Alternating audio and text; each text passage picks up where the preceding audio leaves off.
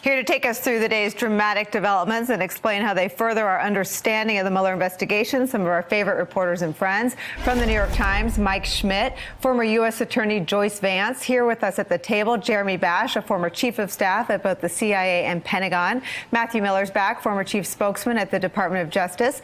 National political reporter for Axios, Jonathan Swan, is here. And former Democratic Congresswoman Donna Edwards, now a contributing columnist for The Washington Post, joins us. Mike Schmidt, let's start with you. I believe you had the first reporting, and some of it may have been cited in this indictment today, about communications between Roger Stone and the campaign. Talk about how today's indictment furthers our understanding of what those communications and contacts look like. Well, the interesting thing about the indictment is that we knew a lot of what was in there. This is about discussions that the campaign had with Stone. Stone was claiming to have inside information about what WikiLeaks had, and it seemed like the campaign was fairly receptive to that. Stone communicating with Steve Bannon about it in the summer of 2016. But the most interesting thing that we learned today, the newest thing, was that Stone had been directed by someone at the campaign to go out and to make contact with WikiLeaks. That was the newest piece of information. That shed the most light on why Stone may have been thrust into this position. The indictment did not identify who that person was. It didn't say it was, what your campaign official was and how this message got to him. But that was the that was the newest thing, because so much of Stone has been out there. He has said so many things over the past few months about this matter. So that's what we learned. And are there any theories about who that campaign? I mean, how many people were above someone as senior and with as long of a history as Roger Stone was in the president's orbit? Look, we know that he's probably his longest serving advisor. I mean, many, many decades, was someone who pushed him early on to run for president. It was not a very big campaign, and it seems like, a lot of folks that were closest to the president knew what, each other was doing. I'm not going to sit here and speculate about, whether it was the president or not, or, whether it was anyone else close to the president. But look, this was not a very big campaign. It was not a very big operation. Matthew Miller, can I get you to speculate? Yeah, I won't speculate, but I will. Look, we obviously don't know, but I think there is a little bit of a tell in the way that the Mueller team wrote this indictment, especially this reference to a senior campaign official having been directed. Usually when you read these indictments, it will be senior campaign official 1 directed senior campaign official 2. It's a little odd that there's this use of the passive voice where they just say some unnamed person. Explain that, because now you're down a DOJ rabbit hole. I'm in the weeds a little bit. So the point is, the DOJ policy is when you write these indictments, not to identify people who are not being charged. If you were to write, let's say it was the president who had directed a senior campaign official to do that. He's not a senior campaign official, he's the candidate. Well, if you write candidate 1, it's quite obvious who it is we're talking about, because there's only one candidate on the Trump campaign. That's Donald Trump himself. So I suspect what that probably means is that it was the president that directed. In terms of who they were directing, I don't know, but you have to ask the question, how would Bob Mueller know about this? It seems very much to be a conversation. Well, you start to look at people who he's interviewed, people who were cooperating, people who maybe were on the campaign who cooperated for some time. Obviously, Paul Manafort was very close to Roger Stone. They were business partners, and there was a while he was cooperating, and we know he did go into the grand jury. It's certainly possible that it's him, but it's possible it's other senior campaign officials as well. Jeremy Bash, this indictment today sort of peels off a layer of the seedy underbelly. Not that the whole campaign wasn't pretty seedy, but this is sort of the seediest, underbelliest part of the Trump campaign, the Corsi, Credico, Stone operation. But to suggest that Donald Trump wasn't intimately involved in the seediest aspects of his life, his business, and his campaign would be to ignore that we now have the federal government sponsoring the information that he directed the hush money scheme. I mean, the seedy aspects of politics were really all he got. Trump was a pretty tactical player. He actually impersonated a PR person and called a journalist, if you remember that. But look, how bad was this for the president? It was so bad that all he wanted to do was avoid the cave on the shutdown, except if he could wag the dog and change the narrative. So it had to be pretty bad for him to actually avoid the cave and actually go ahead and cave on that. And so he wags the dog, tries to change the story by doing this deal on the Hill. I think the big picture... Well, he gets nothing. Right, exactly. Gives away everything. But I think the big picture here is that what this indictment really fleshes out is that the Russians were running two operations operations. The first was financial ties with the Trump organization, Michael Cohen, the Trump Moscow deal, and political ties with the Trump campaign, the Trump Tower meeting about sanctions and adoptions, the social media campaign, and of course the WikiLeaks dumps. And I think this makes clear that the WikiLeaks aspect, and the WikiLeaks organization is an agent of the Russian Federation, that was clearly tied to senior Trump campaign officials and maybe the candidate himself. So one of the weirdest things that happened to the GOP in 2016, and there were a lot of weird things that happened to the GOP, but one of the weirdest things was to see Julian Assange booked regularly on Fox News, was to see people like Sean Hannity, who had sort of followed pre-Trump normal GOP traditions of being tougher on Russia. To see in this indictment today how completely knitted up Julian Assange's WikiLeaks was with the GOP nominee's candidacy was remarkable. Is there anyone in the Republican Party that doesn't have amnesia that can point to how bizarre it is to see a Republican campaign coordinating with WikiLeaks? I haven't seen them today say anything. Have we seen this? I'm not sure we've seen a single public condemnation of this. I do think that the July contact is really the key one. Mm-hmm. We all know that the October contact is Bannon. I've confirmed that today from a source close to Bannon. Mm-hmm. And the same source said that Bannon has been told he's not a target. So that July contact and the direction is the critical thing. And, you know, Trump better be hoping it's not Paul Manafort and it's a second-tier operative. Mike Schmidt, let me ask you to pick up on that July contact and just fill in some of the details. This was a contact between Roger Stone and his intermediaries to WikiLeaks. What's its significance in terms of what was going on in the 2016 presidential campaign? Well, obviously that's a critical time because it's coming out that there had been the hacks. But I think more significantly, as you sort of look at the president and you look at this incident, is that these are questions that the president answered. The president, when he turned in his answers back in November, had to answer questions when the election happened, pre-November. And in that, he had to answer about his contacts with Stone and what he told Stone. What we see today is Mueller's understanding of that event. And the real question is that did the president's answers line up with how Mueller sees that this played down? And, you know, obviously Mueller knows he has the answers. We don't have the answers yet. But it was a key question that Mueller wanted answered and one that the president actually filled in the answers to. Joyce Vance, let me ask you to broaden the lens a little bit on what Mueller's doing. It would seem that he's already charged the Russian crime. He's charged over the summer 13 Russians tied to Russian intelligence services with meddling in our elections. We know that at Vladimir Putin's direction, it was done to help Donald Trump. And people like yourself and Chuck Rosenberg have been explaining to people like me that what the open questions are is whether he can connect a dot to that crime, that conspiracy, to anyone in Trump's orbit. It would seem that today we have documentation that the federal government believes that there was, at a minimum, coordination, contact, and communication, but it seems to come short of charging a conspiracy. Is that an accurate read? I think that's exactly right. This is another one of the building blocks that Mueller has been carefully laying all along. That GRU hacking indictment that charges 13 Russian operatives with hacking had a little bit of room to run in it. It identified clearly that there were Americans that they were coordinating with, but didn't tell us who those people were. Now we know that one of those people was Roger Stone, who was talking with WikiLeaks. We'll have to wait for the next indictment, the next part of the narrative, to see if it goes any further. But again, Mueller is dropping a number of strong hints, saying that there are people in the campaign who were directing Stone or coordinating with Stone. And if you want to understand just how bad WikiLeaks was, listen to Mike Pompeo, who ran the CIA and now runs the State Department. In his own words, this is what WikiLeaks is.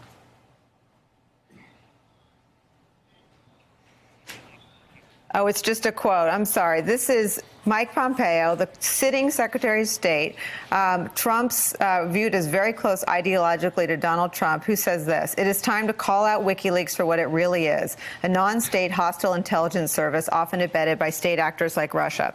So this seems to be the first sort of public example of some distance ideologically between the Secretary of State and Donald Trump. Here's how he describes WikiLeaks. Now, this just came out. This just came out. WikiLeaks. I love WikiLeaks. This WikiLeaks stuff is unbelievable. It tells you the inner heart.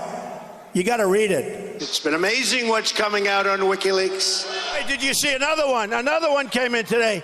This WikiLeaks is like a treasure trove. You know, as I was getting off the plane, they were just announcing new WikiLeaks, and I wanted to stay there, but I didn't want to keep you waiting. Let me run back into the plane and find out.